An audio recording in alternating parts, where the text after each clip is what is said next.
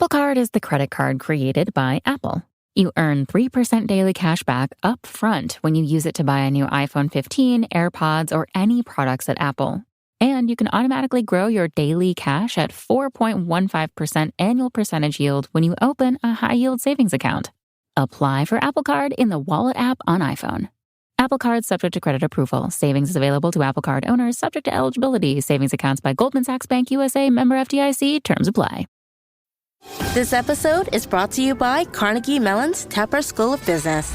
Want to advance your career or switch fields? An MBA from Carnegie Mellon's Tepper School of Business can help. Earn your degree from a top-ranked business school with a thought-provoking curriculum, one-on-one leadership coaching, support from experienced career counselors, and full-time, online hybrid, and accelerated MBA formats.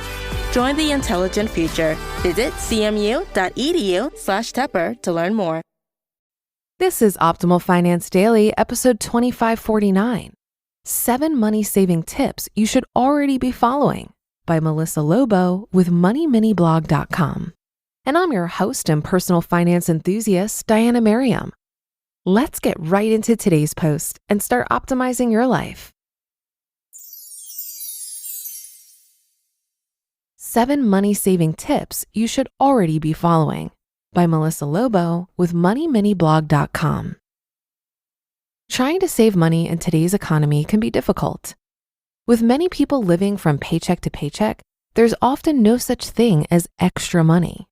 But to survive in the long run, you need to save, right? Keeping that in mind, we'll discuss a few ways that you can save money, even if you're on a tight budget. Number 1, save 2 paychecks a year. Let's say you're paid every other week. Most months, you'll receive 2 paychecks. However, at least 2 months out of the year, you'll receive 3 paychecks. A good way to save money is to treat these third paychecks as a bonus. Chances are you can get by fine without using this check for anything. So instead of spending it, take this third check and place it in your savings account. By the end of the year, you'll have saved at least 2 paychecks worth of funds. This will be one of the biggest ways in which you'll bolster up your savings account, even if you're on a strict budget. Number 2, reduce your cell phone bill. How much are you spending on your cell phone bill each month? When was the last time you browsed your options? If you've used the same plan for years, you may be paying too much. Every 6 weeks, you should check for lower cell phone rates. There's always a newer, better deal out there, and often you don't need to sacrifice quality.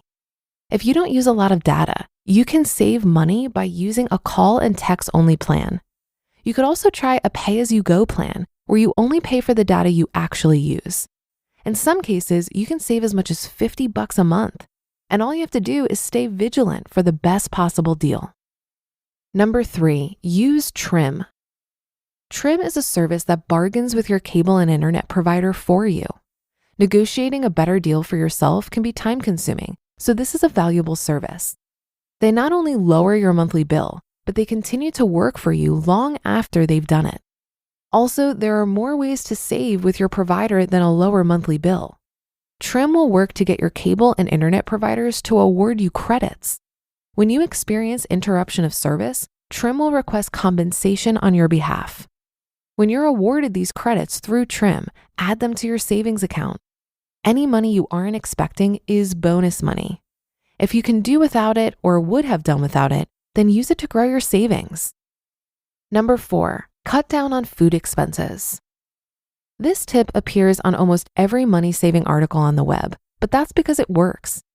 When you eat out, you also pay for the service provided and the convenience. That means you actually pay double or even triple the actual cost of food. The cost of one meal for one person at a mid-grade restaurant can feed as many as 3 people when prepared at home. So instead of eating food prepared by others, pack your lunch and eat breakfast in your own home. It can be difficult to break from the convenience of fast food, especially if you spend a lot of time on the road for work. If you make the effort though, you'll find your reward in a hefty nest egg at the end of the year. Number 5, lower your prescription costs. Like most medical costs, prescription medicine is a large expense. If you suffer from chronic illnesses or conditions, saving money here is a big deal. From insulin to amoxicillin, there are coupons for just about every medication. So how do you find these coupons? Well, there are 2 helpful and free apps that you can download on your phone to offset prescription expenses. GoodRx and Lois Med find coupons for your prescription. In some cases, they even find places that offer your prescription for free. Even if you have insurance, the deals you find on these 2 apps are often lower than your copay. With these apps, you can either order your prescription online or go pick them up in person.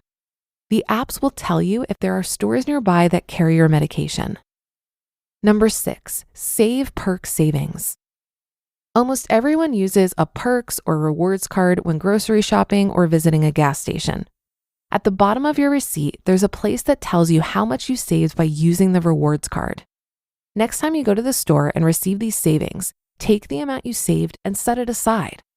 If you do this every time, you'll watch your savings account grow each month. Most people spend these savings without thinking about it, but you could save upwards of $100 a month. And number 7, set goals for yourself.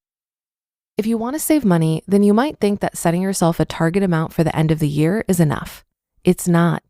You'll want to give yourself weekly and monthly goals as well. This is the best way to keep yourself on track. It will ensure that you meet your annual goals. So what kind of goals should you set for yourself? Well, you could pledge to save your perk savings every week or to prepare your meals at home. You don't have to do all of these things every week either. You could choose to do 1 or 2 of them each week, as long as you reach your weekly goals.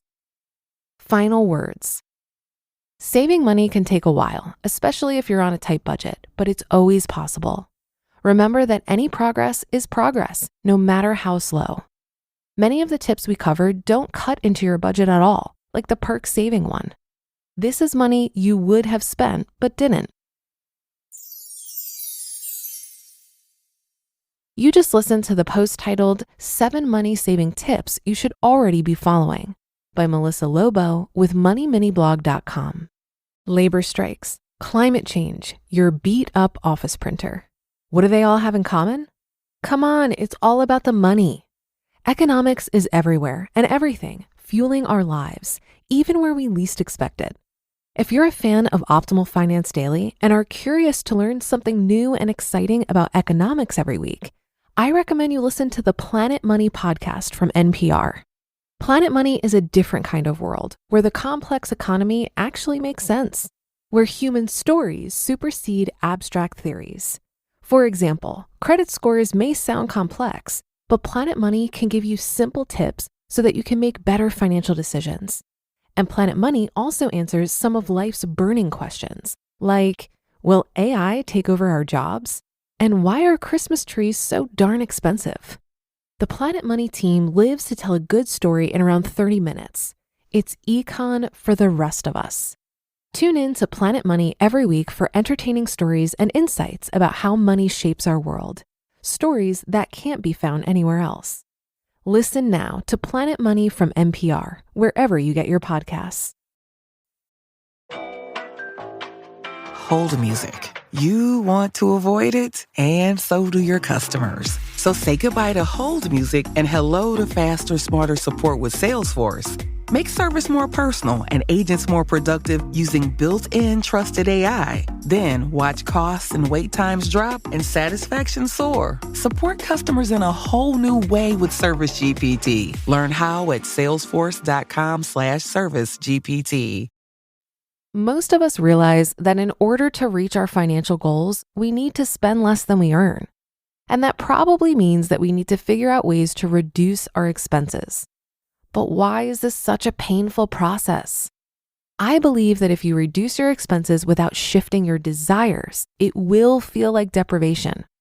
The way I see it, we've been conditioned since birth to be good consumers. We believe on a deep level that spending more will make us happier.